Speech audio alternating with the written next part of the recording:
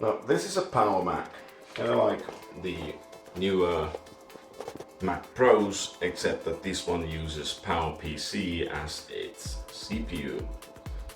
And you can usually tell it by just looking at the front. And as you can see, there's only one cover for a optical drive. And you have less USB ports in the front too. If we look inside, we'll find one peculiar thing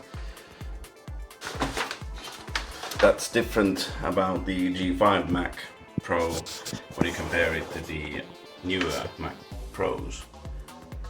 And it's that you don't have any sleds for the hard drives.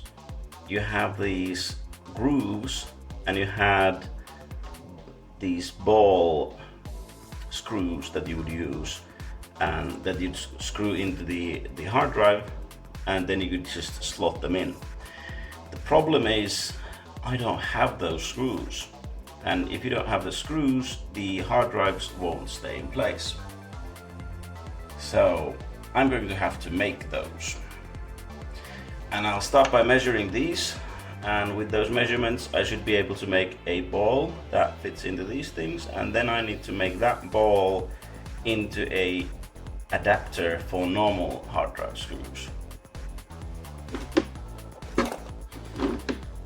And when we try to measure, we run into the first problem, which in this case is that we can't even get the calipers in. So how are we going to solve this kind of problem? Well, the solution is surprisingly simple. We take a marker and we take some paper, and we use the marker. In this case, this is an easy shape, and since it's plastic, this stuff comes off rather easily. So we put some marker on it, and then we press this immediately after on it.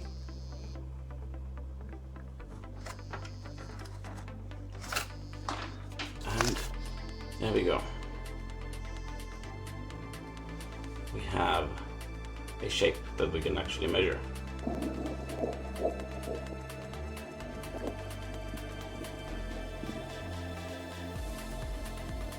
And we can see that it's roughly 9.5 millimeters.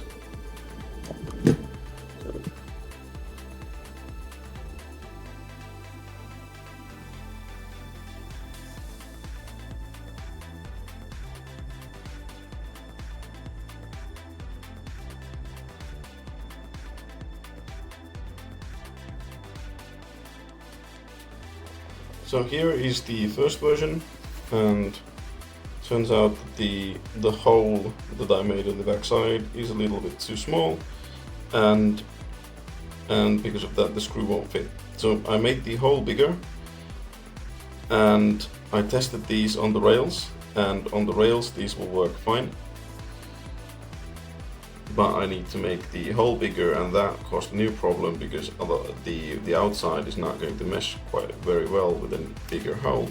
So we instead went with this kind of design, so that it only is on the outside, and because it's on the outside, it'll give us the shape that we need while still fitting the screw, while being able to be printed. Here we have one of the screws, and I heat set it into the 3D print. And I'm going to do the same for these other ones. And I'm going to do this simply with Leatherman and a lighter.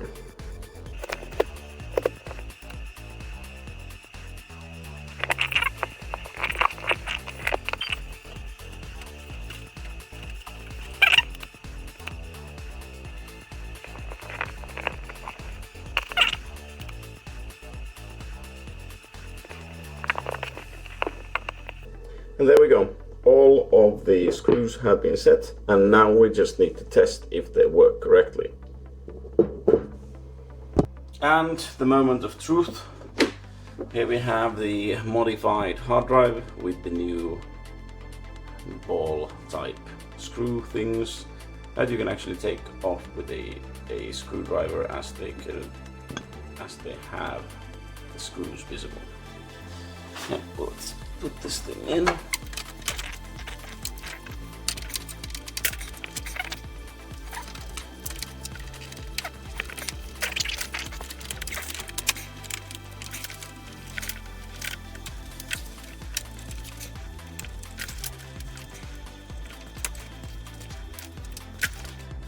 So it's in.